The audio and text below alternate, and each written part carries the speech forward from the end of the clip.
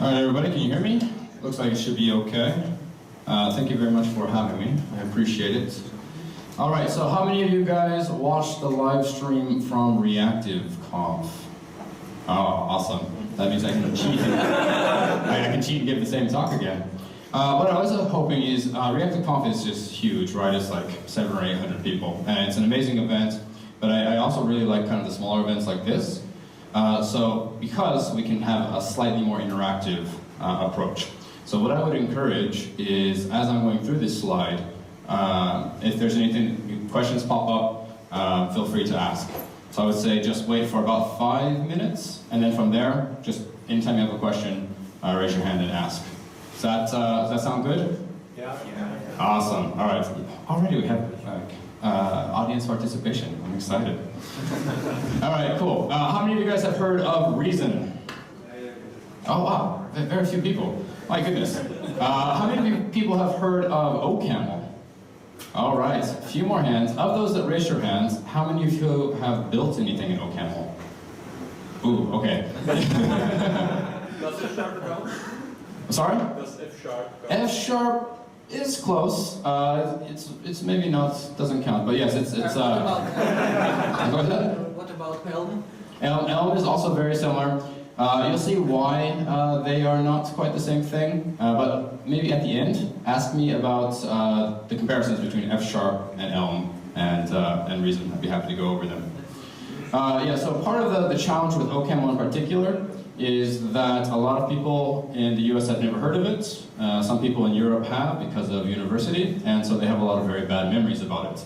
Where they're writing some sort of tree searching algorithm, thinking, when am I ever going to use this language for real?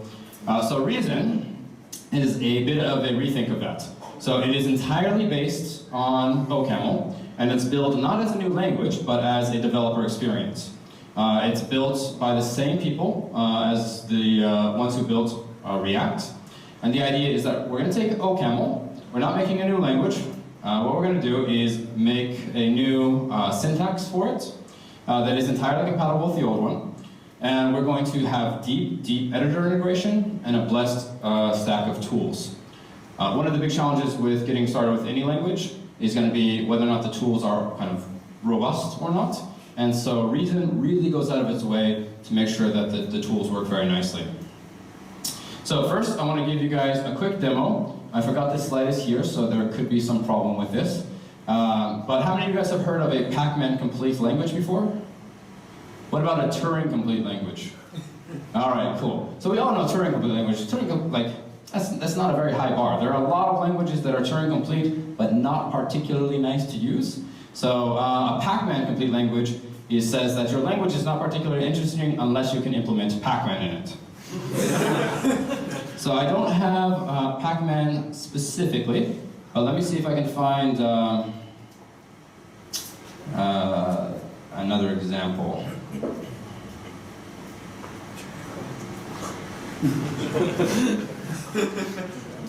I'll get it.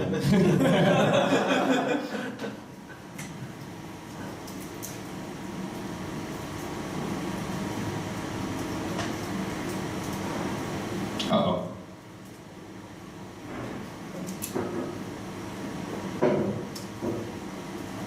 It was called app, so I'm not going to be able to find it at all.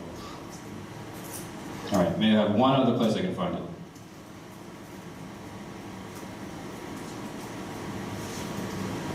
Oh no, this is JavaScript.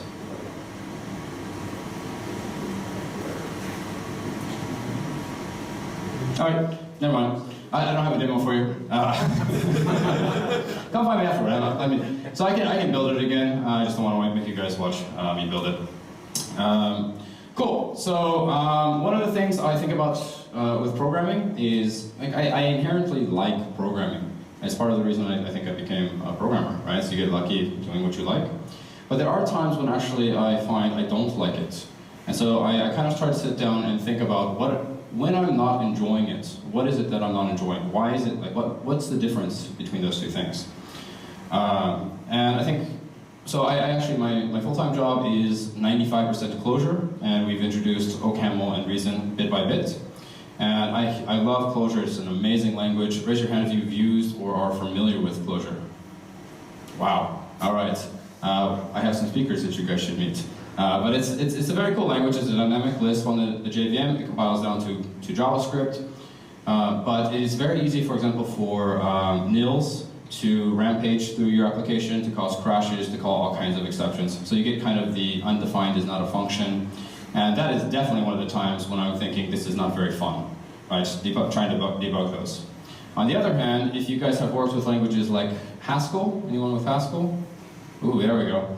So I like Haskell a lot, but oftentimes I feel like static languages, like they're like the haters in the rap game, right? They're just like waiting for you to fail so they can point it out.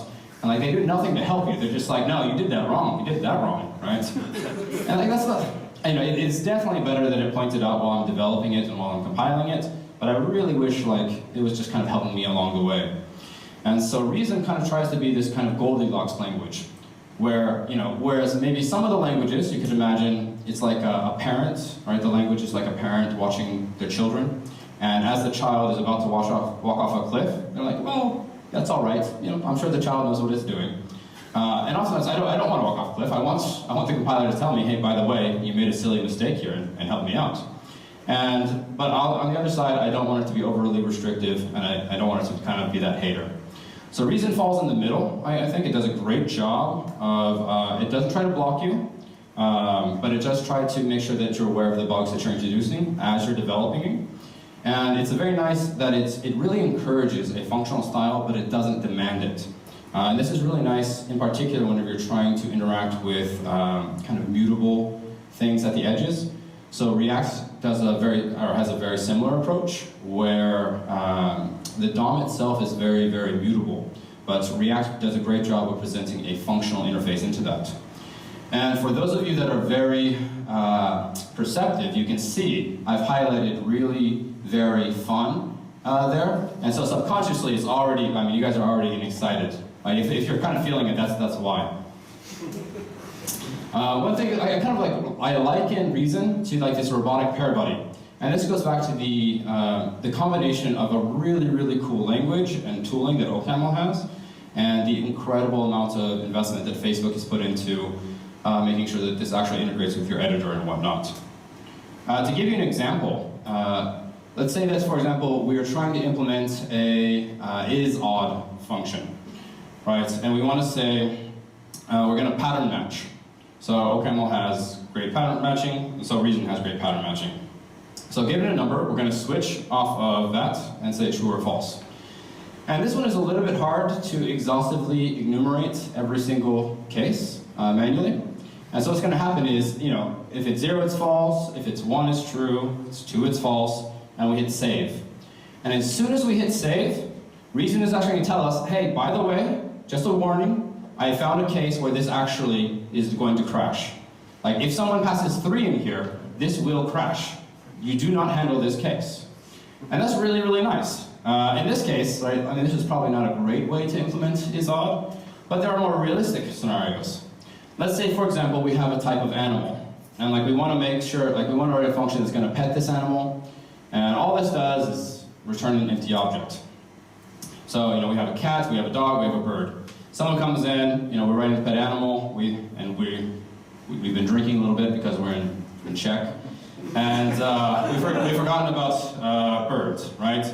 As soon as we hit save, it's going to say, hey, by the way, right? Like, you didn't handle this case. And this is, I mean, this is incredibly friendly and incredibly nice. But where this is very, very important is not when they're right next to each other, but when you have a type definition somewhere far away. And, you know, Janice from accounting comes in and edits and adds a type and updates a few of these different functions, and hits save. And it's like, all right, we're going to send this to production. And what you want is everywhere in your code that use that type, you want exhaustive testing, right? You want to make sure that everywhere that this is going to be handled. Even if you do nothing, you at least want to know that the compiler has checked for you. And so this is really nice, in particular as your code base grows, that everything's kind of taken care of for you as soon as you hit save. It's beautiful. You don't have to run tests. It also does other things, like it will actually do this lovely kind of type checking for you. So we have an animal, we have a sound, and we're going to write that kind of very similar function, where in this case we're going to return a sound that this animal makes. And in this case, we've handled all of the cases, right? For a cat, it's going to purr, or I don't know, what does the cat do here? Meow. Meow. Well, whenever it's happy, what does it do? Said it.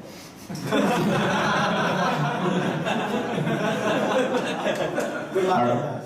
And a dog pants. All right, so we have these two types, right, where we have enumerated the sounds, but for a bird, we've actually returned a string. And as soon as we hit save, it's going to say, hey, one of these things is not like the other, right? Like, whatever function is getting our return value from this probably expects an enumerated sound, not a string. And it's going to tell us, by the way, this isn't like that, and based off of the way you've written this, you probably meant one of these other things. And another thing that is really dangerous, in particular with code, is the default case, or bits of code where you've written it to handle a case, maybe a month ago, or someone else wrote it, and you're pretty sure during your refactoring that you don't need it anymore. But you're not totally sure. And you don't want to be the one that removes it and causes a crash at runtime or a bug.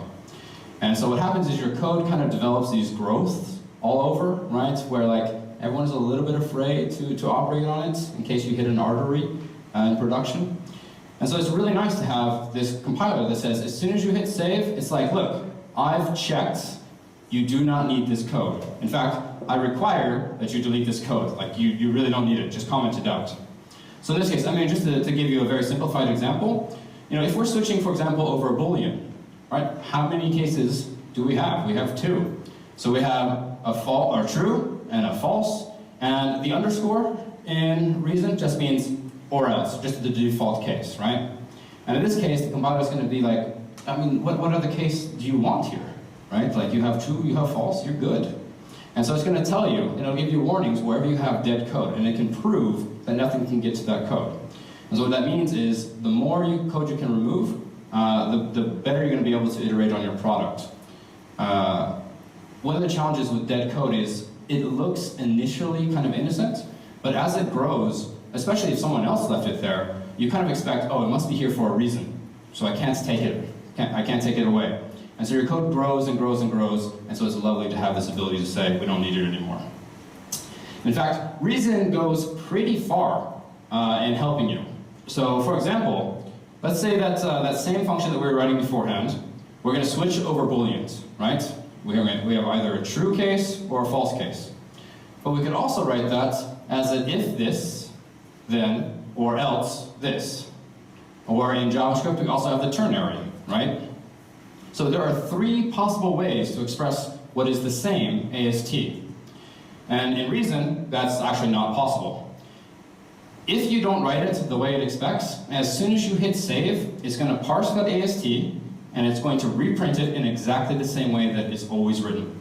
So kind of, you can imagine that with a lot of companies, you check in your code style guide, right, in a human document in text, and I kind of feel like that's just there so you can blame someone when they don't actually do it.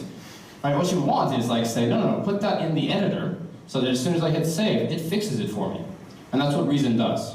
So every editor integration has this thing where it will actually go in and say, there is one canonical printing of the AST. So there are no arguments that you can have about it, and there are a lot of other benefits that end up coming out of that. Beyond that, it really cares about errors. So we had Elm mentioned here. How many people have hacked on Elm? All right, it's 2 people. So Elm is really, really cool. And in particular, I think Elm can take a lot of credit for saying developer experience for most of the tools is really, really terrible right now. And we can do a lot better. So they're famous for going out of their way to provide great error messages. And so Reason has taken a lot of inspiration from this. And to give you an example of what that looks like, here is an error in the old style that says, on line 8, character 5 to 16, that this expression had a type string, but an expression of type Boolean was expected. And to be honest, you can work with that, but it's not particularly pleasant, right? You don't have the context, you gotta load up in your head. And so this goes out of its way to actually print your code, to highlight it. It's kind of like Microsoft Word, right? It's like, hey, we can help you out here. And it says, by the way, this is a string, we expect it, and it should have been a Boolean, and here's exactly where it happened. And it actually goes a little bit further, where it'll say, a lot of times there are warnings, and you're not totally sure what the warning means or why it's important. So in this case it says, for example, that this optional argument cannot be erased. But what the better errors do is say, here's the optional argument, here's an explanation of what this actually means and why it's important, and here's how we might write it instead. So the idea is, as you're going through and you're using this language, it's helping you. It's like having this experienced person right next to you. A lot of the times, as I've learned a new language or a new library, I have, like, the experience feels like banging my head against the wall for 2 days for something I know that if someone who is experienced was sitting next to me, it would be 5 minutes. They'd say, just don't do that, do this, you're done. And that's what we want to actually encode inside of your editor, inside of the language, inside of the compiler, so that you can get up and running and be efficient, and as you scale out, you can hire more people and have a very pleasant time working together. So, Reason also has some pretty amazing reach. So I've just kind of talked about the properties of the language and the tooling itself, but the compiler is incredibly impressive. So to give you an example of how far and like to what esoteric targets Reason can compile to, how many of you guys have heard of Unikernels before? Wow, all right, so Unikernels are super cool. Like they'll blow your mind kind of cool, right? So the idea is right now, whenever you develop your application, so just get a sense, like how many of you guys program in Node? Okay, so we've got a few. How many in Python? Okay, Java? Okay, so quite a few of good languages. One of the problems is going to be that whenever we deploy it, we often kind of go out of our way to shave off code, right? It's always better to delete code than to add code if we can. In fact, like, one of my favorite sayings is that deleted code is debugged code, right?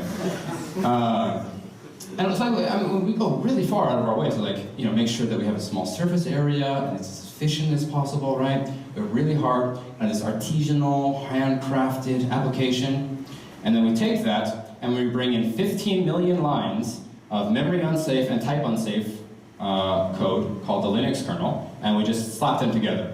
And we're like, oh, I'm sure nothing can go wrong here, right?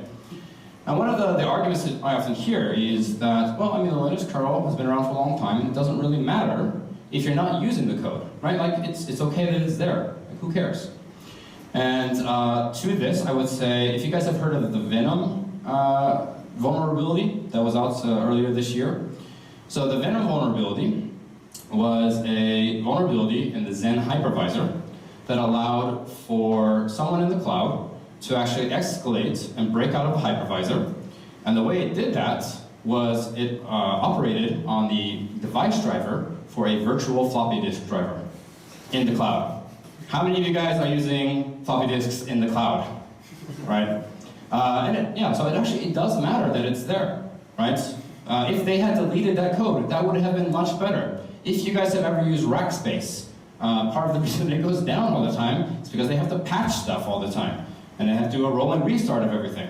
And what we really want to say, we want that same kind of attitude of, I only want the code that is in my application that I like, and I don't want anything else.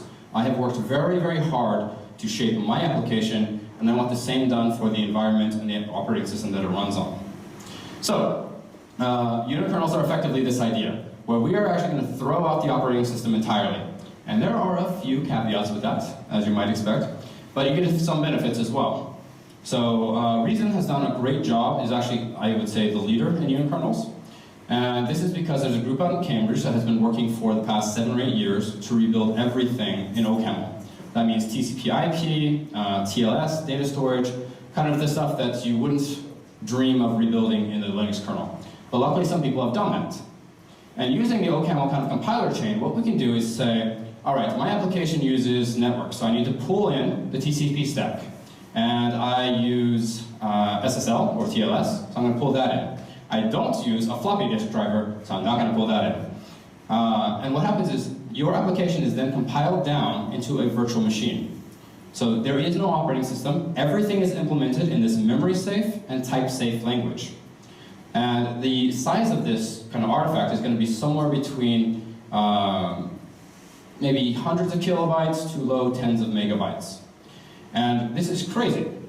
This means that there's no operating system. We're going to boot directly on the hypervisor, and this leads to some crazy, crazy numbers, right? Not only does that mean that your surface area for security is vastly reduced, but it also means that now the entire way that we deploy applications is changed.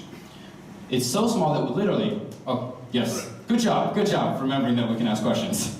How can you connect to the machine, to the virtual machine, and see what's on the file system or whatever?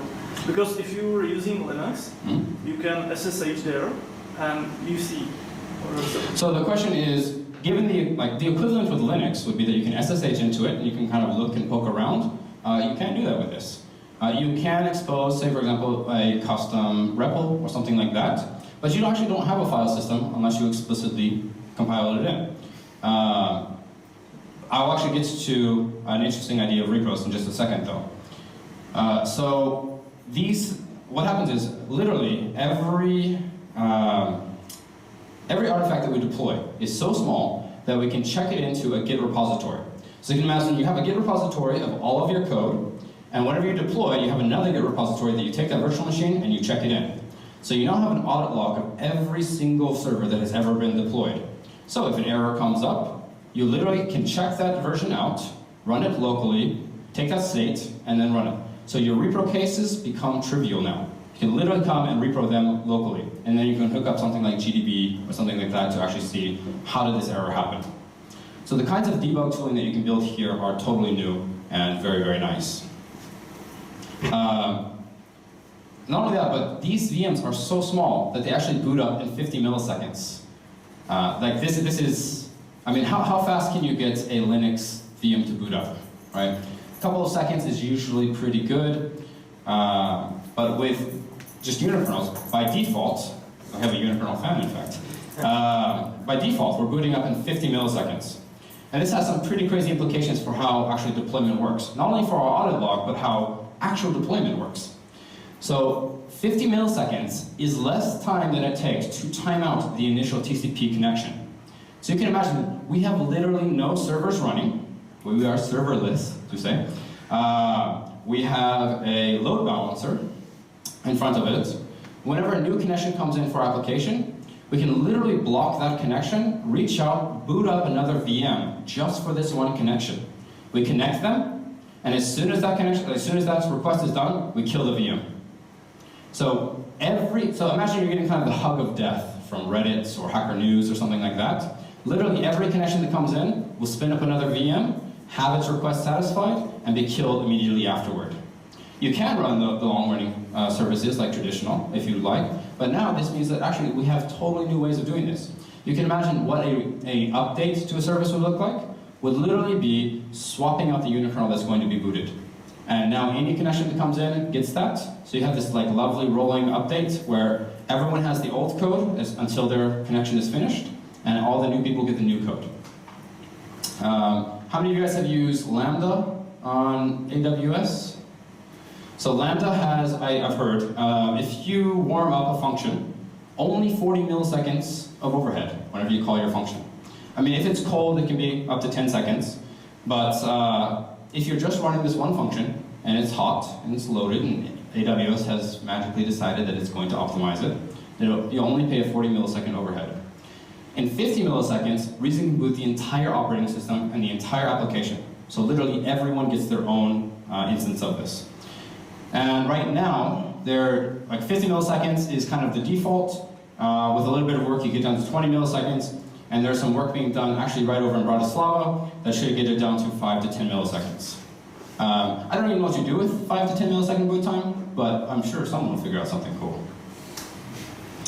All right, but we're talking about reach, where Reason can go down to these super crazy Unikernels, but if you're running traditional Unix applications, you can do the same thing. Where we can take your Reason code, we can compile it down to run on Unix, or Windows, or desktop, or wherever you would like. There's actually not a whole lot to say here, right? Like this is basically your traditional applications. Reason's got you covered there. It's no problem. But it has a fantastic JavaScript story as well. It's pretty crazy. So there are one of the bad problems about OCaml is there are 2 of everything, and that includes the JavaScript compiler. But the one that's actually gaining momentum recently is called BuckleScript. Anyone heard of BuckleScript? Ooh, cool. So I get to introduce you guys to cool stuff. So BuckleScript is it's out of Bloomberg in New York, and their goal is that the JavaScript that is compiled from Reason should look like what you would write by hand. Right? We want to integrate with everything in the NPM world. We want to integrate with all of the JavaScript that already exists, and we want to make sure that everyone feels comfortable with the output. So it focuses on these 2 things, right? So smooth integration, so we need to be able to use all the NPM, and clean code. And it is very, very serious about clean code. So I'm going to give you a quick test. So one of these 2 is written by a human, and one of them is written by a compiler. This one is bashing on a hash map, and this one is is a Express web server. So how many people think this one is written by a computer? And how many people think this one is written by a computer? All right. Well, I mean, they both are written by a computer. But you guys had to think about it. You guys had to think about it. That's the point. So just to give you an example, this is what the Reason code looks like, the equivalent. And this is what the equivalent for the HTTP server looks like. So if you're familiar with JavaScript, if you're comfortable with JavaScript, getting started with Reason is really straightforward, and then you get to compile right down and use all those libraries. So all of the benefits that we saw previously, where we were missing cases, or we had the wrong types, as soon as we hit save, it's gonna save us. But we don't have to give up all of JavaScript that we were used to. And this compiler is super serious about performance. Not only the performance of the JavaScript that it generates, but also of its own performance. So here's a quick timing demo between, say, just TypeScript, hacks, and OCaml. BuckleScript in this case. BuckleScript actually finishes compiling before TypeScript has booted up, right? Before it's even started. OCaml has this weird and sometimes worrying obsession about performance, all the way from its tooling to the code that it generates. And it's not something that I want to focus on all the time, but it's, like Daniel beforehand. But it's nice that someone is. And so I get to benefit from all of that. Not only that, but it actually can go down to ARM64. So ARM64 is what's going to be on your iPhone or your Android. So we can actually compile native applications. We don't have to go through a JIT. We don't have to go through a JavaScript engine. We compile down to native ARM64 and get to interact with all of the libraries available on the system. So in this case, this is Jordan Walk, the guy behind React and also behind Reason. So he's actually ported a OCaml application over to Reason and compiled it down to run on iOS. Are you guys familiar with Flexbox? Yeah, a little bit. All right, so there's actually a JavaScript implementation from Facebook of Flexbox. What's happened now is Jordan has ported that from JavaScript over to Reason. So that means that we can now take that Flexbox implementation, compile it down to desktop, to browser, to iOS, to Android, to Unikernels. If you need a Flexbox in 5 milliseconds, you can do that. And so actually he took this algorithm and then we're doing layouts natively on iOS using the same Flexbox. And there's no, the performance overhead or penalty is incredibly slight because of again, that worrisome focus that OCaml has on performance. Not only that, but if you guys are familiar with Raspberry Pis, so this is Rewitness, the demo that I was going to show you, and after a drink, after the talk, I will show you if you would like. We can take that OpenGL application, which is a native desktop application. We can compile it down to JavaScript that looks like handwritten JavaScript, and we can also compile it down to ARM64 to run on Raspberry Pi. And Raspberry Pis, embedded devices, they get faster and faster every year, but these are fairly resource-limited environments. And so that's where having this kind of fanatical devotion to performance comes in handy. It's very, very nice. So basically we have this crazy reach, where we can basically take Reason and go almost anywhere. There are a few places we can't go, but almost anywhere. And we have a great language with lots and lots of tooling. And this leads to kind of one of these weird cases where Reason is very well suited for both systems level programming, because remember we have Unikernels where literally the lowest levels are written in OCaml, right? TCP stacks, hardware drivers, everything is pure OCaml, which is the same as Reason. But it is expressive enough and can interact easily with JavaScript and UIs and build native applications. And it's statically compiled, which means there's no JIT that we run through. So we pay a much lower overhead for both in memory and in startup time. And we are always sure that if our application runs well now, it will run well in the future. Right? We're not going to accidentally trigger some dot in JavaScript because we used the array string operator rather than a dot operator. If you guys aren't familiar with this, React actually suffered from this for quite a while, where React would compile down to code that would have an object, and it would access a property via the open bracket, the string, character name, and the closing bracket. And in Chrome, this causes a huge dot, right? This is where versus if you just did object dot property name. And this is not something that you would necessarily expect to happen. It's very easy with a JIT. I mean, JITs are amazing, and they're great. I'm glad we have them. But they are double-edged sword, where it's very easy to accidentally trip into a dot, and now your application is slow, and now you have to go back to Daniel's talk to figure out what the hell is happening. So I would say, in conclusion, that with Reason, we have great semantics, a very functional language that has crazy reach. We can kind of go anywhere with this language now. We're no longer relegated to one platform, or say, one of the challenges with JavaScript would be you basically have a lowest common denominator approach, where you can go to lots of platforms, but you're always going through a JIT, you're always going to be a second-class citizen. With Reason, we go anywhere, and we're a first-class citizen. And not only that, but it has an absurd developer experience, where the tooling is great, the build tooling is great, performance is great. We have a wonderful kind of ecosystem set up. So if you're a JavaScript developer, I would kind of pitch it to you as, if you imagine that you had Flow or TypeScript and Babel. Oh, I have Babel script in there. Oof. You can tell I'm not a huge JavaScript person. So if you imagine that Flow and Babel were integrated from the beginning into a language that took more than 2 weeks to design, and had great editor integration, and could go anywhere. So that's basically the pitch for Reason. So there is this question, if Reason, which is OCaml, is so great, like where has it been? OCaml is actually more than 20 years old. It got started shortly after me.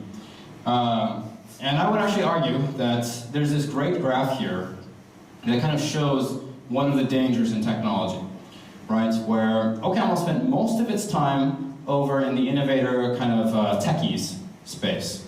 There are probably more people that have PhDs in OCaml than people using it in industry. Which has some benefits, right? But it's not necessarily something you can take from academia and just start using. There are some companies, so Jane Street, for example, is a company out in New York that does financial trading, does different financial services. And so they care very much about performance and about correctness. And so they are kind of willing to pay the cost that comes with using a bleeding edge technology if it gives them these benefits. So they've built a lot of the libraries, a lot of kind of the standard library and the tooling around it so that they can actually use it. But their job is not necessarily to make it accessible to everyone. And so there's this big gap between the people who are willing to pay a bit extra in the beginning and the people who just need to get their job done, right? People who want to use better technologies, people who want to use better tools, but don't want to have to kind of build out a bunch of extra tooling and documentation and read source and whatnot. Right? If you use React now, you just get going. It just works. There's a ton of stuff that's really nice. If you use React right when it was launched, then you would probably have a much harder time, right? There's much less documentation open. So there's this danger where you have these kind of early adopters, and then you have like the early majority, the people who are like pragmatic but want to do a little bit better. And that gap right there, that's where cool tech goes to die. Right? There's lots of cool tech that someone wrote and it had a great kind of initial vibe amongst a small group of people, but it couldn't actually get to the point where it was usable by most people. So raise your hand if you've used some tech that seemed like it was going to be really cool, but you just couldn't figure out how to use it in day-to-day. Yeah, so quite a few people, right? Like it's a challenge, and it always feels very sad to me, right? Like it feels sad whenever I have to compromise and use this thing that I know is probably not as good, but I have to get something done this week or this month or whatever, and so I don't have time to actually use the thing I want to use. So OCaml has kind of been stuck right there, but luckily, Facebook has been investing massive resources into it, right? This is all the editor integration and the syntax tooling and the libraries and the just everything. And so hopefully, with that push, it'll get over to the other side and actually be usable by the early pragmatist. Because as we've seen, Reason has a ton of great benefits. The question is only whether it's actually usable or not. There are some challenges with OCaml in particular, and some of the reasons why I think it wouldn't particularly, or it wasn't particularly successful. One of them is because of OCaml's match for systems programming. A lot of times, systems programmers are not particularly enthused by front-end programming, and may not realize that this is an actually insanely complex domain that requires real engineering discipline. Right? You really want to have tools that help you maintain the complexity of user interfaces and front-end applications. But that wasn't actually the focus of OCaml before. A few other things. So, there are a number of projects that are actually really cool, again, focusing on tooling. So Re.js is this crazy idea that if we are going to interact with the existing world, if we're going to port it over, yes, actually, I see some of you chuckling. There's going to be a problem. One of the biggest dangers of Reason is that everything starts with re. We're probably going to have to forbid that at some point. Like, we even have React. Like, yeah, it's going to be bad. But like Re.js is this really cool tool where if we want to port some existing JavaScript application or components or library over to Reason, so we get all these benefits. For example, that JavaScript CSS Flexbox layout library. We don't actually want to have to say, all right, here's a line of JavaScript code and I'll write a line of Reason code. Right? That's oftentimes very, very tedious. So what Re.js does is actually parses your JavaScript, creates an AST, and then prints out Reason. It's not going to run, but it will actually get you started with this idea of like, you need to go through and annotate all the types, and you don't have to do all that mechanical, uninteresting work. So it's really the idea is we're going to jumpstart as much as possible, getting stuff onto the Reason bandwagon. So the relayout, which is that Flexbox implementation, was originally written by hand, about I think 20% of the way. And then Jordan actually used Re.js to bring the rest of it over and was able to save a lot of time from that. We have React, we have React.js bindings, we have great build tooling. The build tooling is kind of insane. This comes from Rebel, is the recent build tool. It is based off of Django, which comes from Jane Street, which is that financial services company I mentioned before. And this is like if you had a team of insane engineers, you locked them in a room, and they went crazy and wrote a build tool. So this actually will keep track of your dependency graph as you're compiling, and whenever you change a file, we'll only recompile the minimum changes. So it's like React, but for your compiler. It's fantastic. In particular, if you worked with a system like Xcode or Android or something like that, it is so nice to have a very, very intelligent system that is specifically meant to be productive for developers. So, happy to answer some questions about trade-offs. Some of them I can kind of speak to would be, for example, trade-offs with Reason and Flow, ClojureScript, or Elm. I think it's important to talk about all of the bad sides of a language, and I've basically been a hype man tonight so far. So I'm happy to talk about any of the trade-offs that you're going to see as well. I can do a little bit of a comparison between, for example, JavaScript and Flow, which is a great typing system, and Reason, and see what the trade-off there is. There are some other stuff that if you are interested in, I'm happy to talk about. So Reason, there's just a crazy amount of stuff to talk about. But Reason actually has, because whenever you hit save in your editor, it is going to rewrite everything, right? That means that there is one canonical representation from an AST to what you see on your screen. But you can write your own printer. So if you are like me and you like Clojure syntax, you can write that printer. And as soon as you hit save, it's going to save back to that standard AST, and your coworker is going to open it up and they're going to see it in the Reason syntax, or in the F# syntax, or in the Elm syntax. however you would like to see it, it's going to serialize there. This does mean that you have to give up, for example, your ability to space, like to place every single character where I want this character right here, and I want this comment right here. It doesn't work. Like, it must be programmatically specifiable, or it doesn't actually work with reason. There's some pretty crazy stuff in here, like algebraic effect handlers.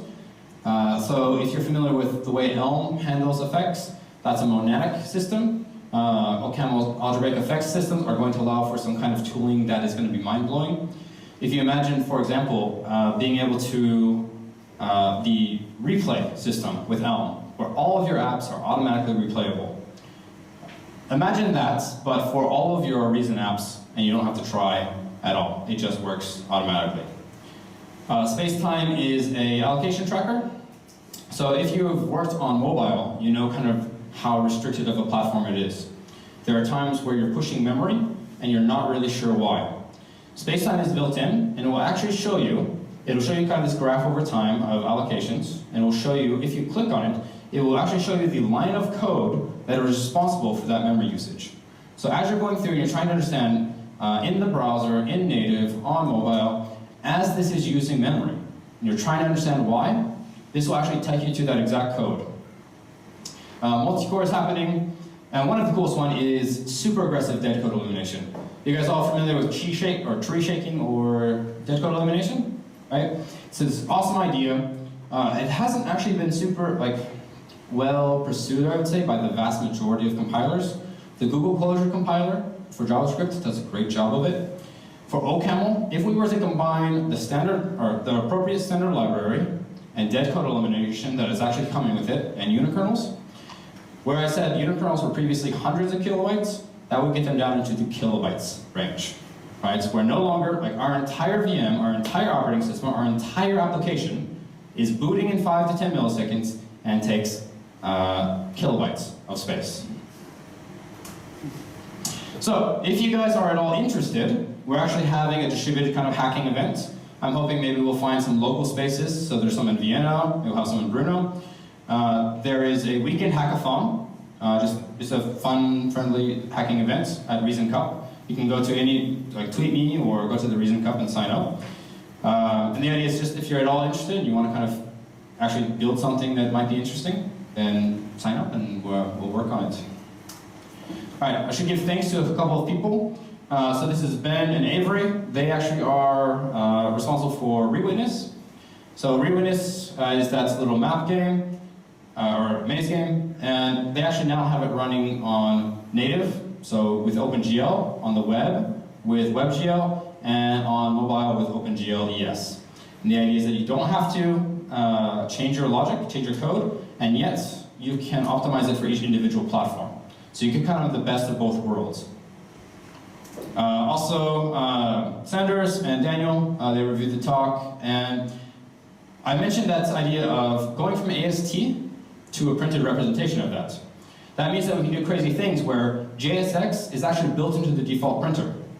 So if you're working with a designer and they're used to HTML, they're going to be actually somewhat comfortable with Reason. Right? It's actually far more approachable. I think a lot of us were very skeptical about the idea of JSX initially, but working with a number of designers, it has actually kind of resounded with them, or resonated with them, and it has been great. So it's wonderful to actually have that inside of the language. Having other things like, for example, GraphQL syntax built into the language for all the type checking is another thing that Sanders has been working on. So, thank you very much. Happy to talk about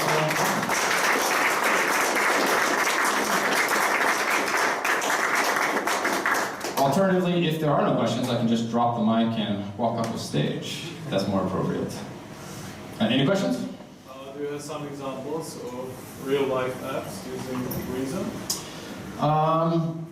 There are some. There are some that you are likely using that you are not aware of that we can't talk about quite yet, but very, very soon. So actually, I can show you a few kind of cool things. This is the Reason, or the Rewitness app, just doing the rendering of WebGL. It's Reason Cup. I can show you guys, if you would like, the editor integration, kind of what that looks like as we hit save. Hopefully I can anyway. We'll see. I've changed a lot of stuff.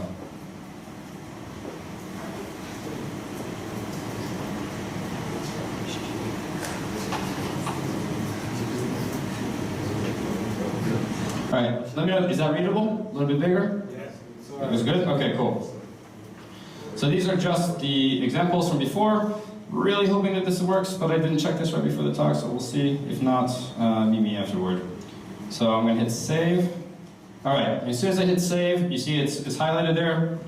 I jump to it and it says, by the way, you're missing the case 3. If you'd like, it's kind of a fun game you can play. I'll hit save, and it's like, by the way, you're missing 4. No. So if you have too much time, then you can compete with the compiler and see which of you guys gets tired first.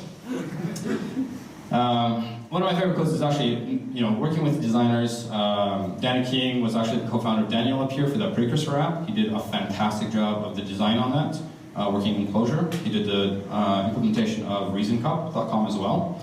And he did ReasonCup actually in Reason. So ReasonCup.com is written in Reason with React and React Motion bindings. And that was all done by Danny, who's primarily a designer, and he was very happy with the experience. But he calls it kind of iron-fisted hipster realism, where it's very, very cutting edge, but you can do all this cool stuff, but it always demands that you serialize it the same way, that you handle your errors, but it's gonna help you out along the way. So here's that more sophisticated example, or more real-world example. As soon as I hit save, you missed bird. Let's see here.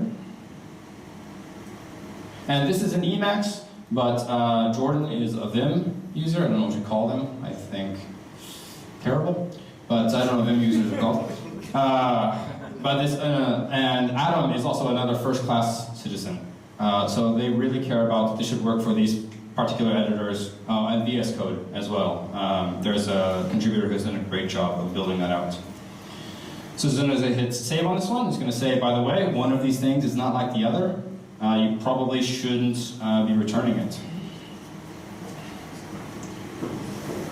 May I ask a question? Oh, yes, please. Where do you specify the return type? How does it know that it expects sound as a result? Because I can imagine if there was only a broken bird, and one would be returning sound, and the second one would be returning string, and I don't see if they're specified. Let me see. I don't have any experience. Oh, yes. Just did you look at? Yeah, so you can see down here it says that, so the question is, you're returning sound, but you didn't actually tell it that you wanted a sound, right? So how does it know? So just to prove that it does know, or that it's making a guess anyway, it says that you have a type string, but we expect it a sound. And OCaml, like I said, goes out of its way to not kind of be abrasive. So if you've ever used Java, the type system has given type systems a bad name, where you work so hard to type everything in order to tell this very, very thick compiler what the types are, and you get very little benefit out of it. OCaml comes from the ML family of languages, and the idea is that there's a ton of type inference that, if these first 2 cases are returning a sound, the third one must also be returning a sound. Right? This doesn't make sense that you return either a sound or a string, unless you specifically specify that. If we wanted to, we could say, for example, that this returns a string, and now it says, well, actually, then this one is wrong. If you really wanted a string, then this was wrong. But if I say that I want a sound, then this one is wrong. But it does a really good job of guessing what you actually wanted along the way. So it's just kind of like, I sometimes wonder, it's like I'm kind of sort of drunk. I mean, I don't like this analogy because I don't code drunk, but I feel like I'm drunk sometimes when I look at my code, like I must have been drunk. Like, who would write this? But it's like someone who's just the designated driver, who's just like, hey buddy, you probably meant something else and we're just kind of helping you out along the way. So it goes out of its way to help you with this stuff. Yes? So if you delete the, for example, the second case of the switch, it would go with the sound or string? Sound. But if we switch them around, string, right? But the point is, it says whenever you're inconsistent, it says you must have meant one of these 2 things, which please clarify before you go any further.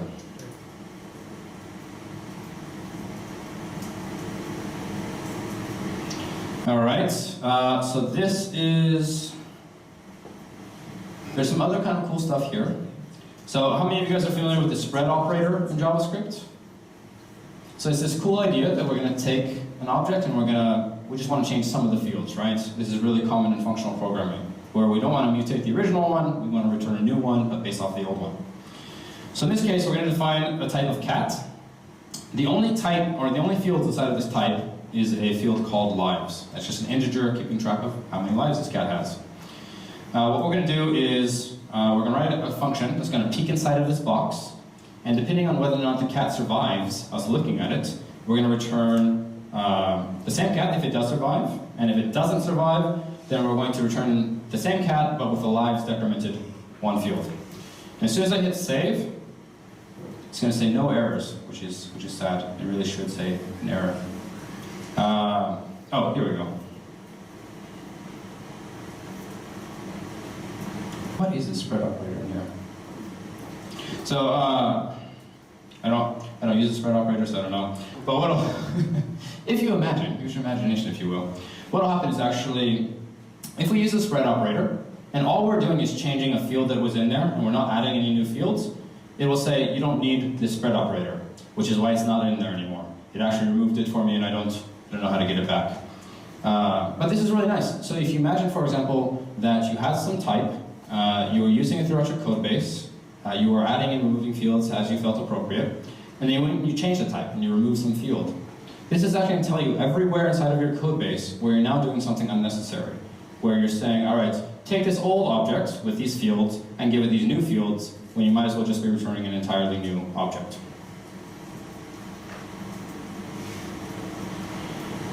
This is still from my last demo, which is why this is tough. But I'll do a little bit of a live demo and I'll see if this will actually work. So we're going to rewrite this function. We're going to say that we're going to peek inside of this cat, or peek inside of this box, and depending on this random boolean that we get back, if it's true, then we want to say we'll return this cat, and else we'll return this cat. See if I can get it. In fact, let me see if I can just rewind. Fingers crossed this goes far enough. This is the other reason that I like smaller venues, is you can mess up more, and it's not quite as embarrassing. It's still embarrassing, but it's not as embarrassing. All right, cool. So we're here. So I'm gonna turn that off. All right, cool. So this is the example that I was going to show you earlier. So you can see I'm spreading the existing cat, and I'm replacing the lives field. And it says, all of your fields are already explicitly enumerated. You don't need to do that. What are you doing? Okay. I'll go a little bit further back.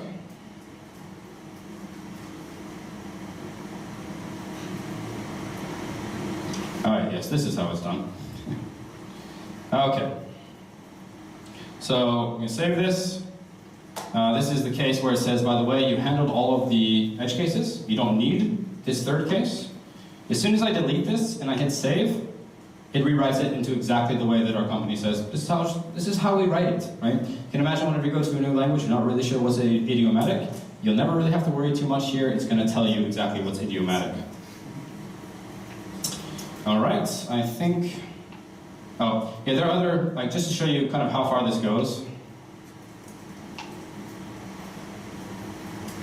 So let's say, for example, I'm not really sure about the precedence of this thing. So I'm going to say, well, it's cat lives, like 10 minus 1. So cat lives plus that. Oops. So hit save. And you can see how I have these outside parentheses around here? Because I want to make sure like I'm grouping all the order of operations correctly. And I'm not sure how it's actually done in this language. As soon as I hit save, it says you don't need them. And actually rewrites it in exactly the way you would expect. So again, it's just like this robotic pair buddy that's there to help you out. So those are my demos for now. Any other questions at all? How easy to write a test? How easy is it to write tests? I would argue Compared to what in particular? Well, so the reason I ask for compared to what is, if you compare it, for example, to JavaScript, then there's this really nice property where it's testing it as soon as you hit save everywhere, right? Whether you're handling an edge case, whether it's going to crash because the type is right. So in effect, by writing this, you get a ton of tests out of the box.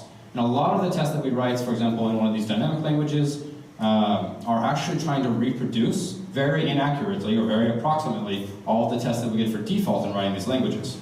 In addition to that, you can just write normal tests just like you would. So integration tests are very nice and that kind of thing. Now, seeing that, I really hate how the editor just remove the brackets because I love them there, love them. I need them back, and I need the editor every time I hit save to actually put them there if I forgot about them. So I would refer you back to Danny's comment about the iron-fisted hipster realism. That reason says that if you want a syntax, you can have it. If you feel that that is sufficiently important, the way you do that is you represent it as a printer of the AST. And you can see it however you'd like. You can, so again, I'm a closure person, I'm a list person, so I really like parentheses everywhere, right? And so you can have that. But the idea is that you cannot have a representation of the printer that isn't a programmatic one-to-one transformation of the AST, and vice versa. That a printed representation must always have a canonical representation in the AST. And so this means that we're kind of in like this let 1,000 syntaxes bloom phase, where previously the semantics of a language, imagine that we're going to introduce new semantics for asynchronous stuff, generators or something like that. This typically requires that we introduce new syntax as well. And the challenge there is that those have been so coupled together that we haven't realized that they're kind of sort of separate concerns.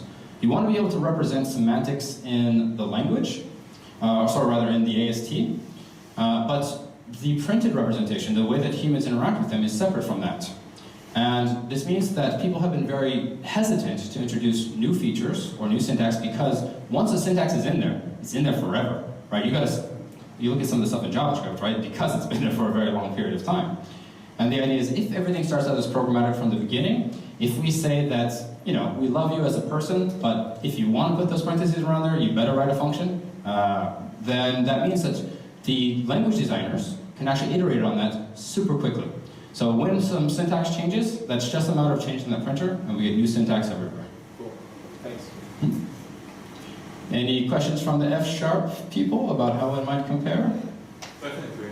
All right, good question.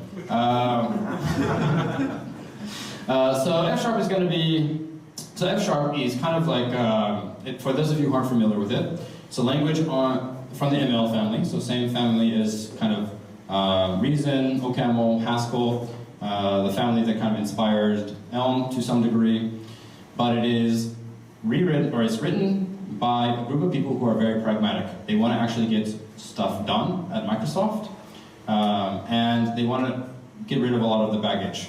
So that means the tooling for F# is fantastic. It's able to interop with this crazy huge runtime library on the .NET runtime library.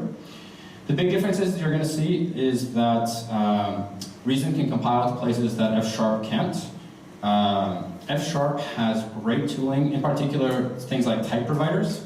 So for those of you who aren't aware, F# type providers are just like the coolest thing in the world, where literally at compile time, you can say, I want you to pull in this CSV file, or I want you to connect to my database and list all of the tables, and tell me if any of my code is going to break the database.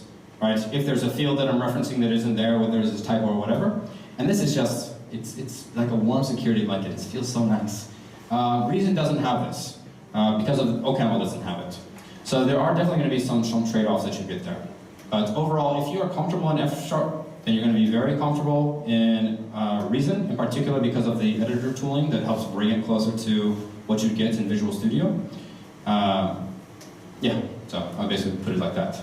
Okay, thank you. That was actually going to be my second question because I'm not really comfortable in F#. I like closures and closures a bit more. So the second question would be, how would you compare the Reason to ClojureScript? And you said you are a Clojure person, so would you pick Clojure over the Reason? So the question is, would you pick Clojure, for example, or ClojureScript over Reason. And I think it definitely depends on the team and the project. At this point, I tend to write my new stuff in Reason, if I can get away with it.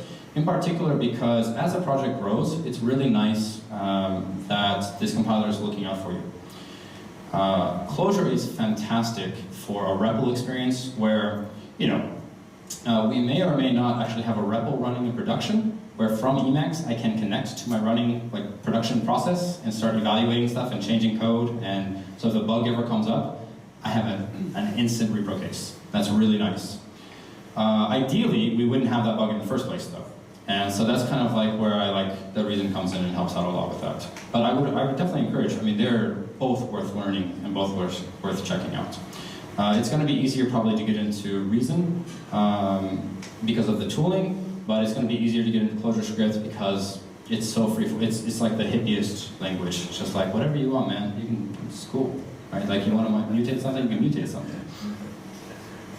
I heard a great question over here about Elm, like how it compares to Elm. So one of the big differences that you're going to see there is that Elm actually has this great ability to guarantee you that you will have no runtime errors. This is because of the way its monadic effect system works and whatnot. This requires a lot of upfront investment in the way you design your code and what you're allowed to do, but it has this great payoff at the end. So Reason is going to be a little bit less safe than that, at least until the algebraic effect handlers come out. The other thing is that Elm is only for the client side right now, but it does that really, really well, right? Because if you focus on a particular domain, you can really kind of optimize for it. So Elm is really worth learning. In fact, if you learn one, learning the other one will be fairly trivial. Just as an example, this is the JSX syntax. This is actually literal Reason code. So you can see kind of why Danny's just super comfortable with this. You can write in ClojureScript, you can write in HTML. It's cool. Oh, yes. It may be a little bit off topic. When you talk about running OCaml code on hypervisor, I read about same project Erlang on Zen. Mm-hmm. So I heard that they can boot Beam VM even faster than 20 milliseconds. So the question is, OCaml is not the only unikernel, right? If we go back to that super optimized server representation, there are also other projects like RumpRun, which is someone very smart recognized that we could take the NetBSD C runtime, I believe, and use that to actually wrap up existing applications like Nginx and whatnot and provide unikernels so that your entire VM is just this one unikernel that you boot up. There are also other projects like, for example, Erlang on Zen that aim to provide a unikernel approach for Erlang. I don't know how fast they can boot up in there. I imagine it's quite fast, and Erlang has some very cool properties. So it's a really cool project in and of its own right. Cool. Oh, sorry. Why is it called Reason? I don't know if they're... Well, let me ask you. Let me ask you to say this sentence in front of everyone that you don't like using OCaml. Would you mind very loudly saying that you don't like using OCaml? I can't hear you. What? Should I say it or what? Please say it, yes. I don't like using OCaml. Okay. So you don't like using OCaml. And everyone heard that and they thought, yeah, that sounds reasonable, right? Okay. What about Reason? Do you like using Reason? All right. Nobody wants to say, I don't like using Reason, right? I don't know if that's actually why, but I like it. Yeah. That is actually I mentioned the first danger of Reason is everyone starting right, with the project. I think the second danger is there are so many bad, like, dad jokes, right? Is Reason easy to reason about? And just, we're going to see a lot of really bad puns for years. So hopefully there's going to be some way to quickly weed those out. Cool. Thank you very much. I really appreciate it.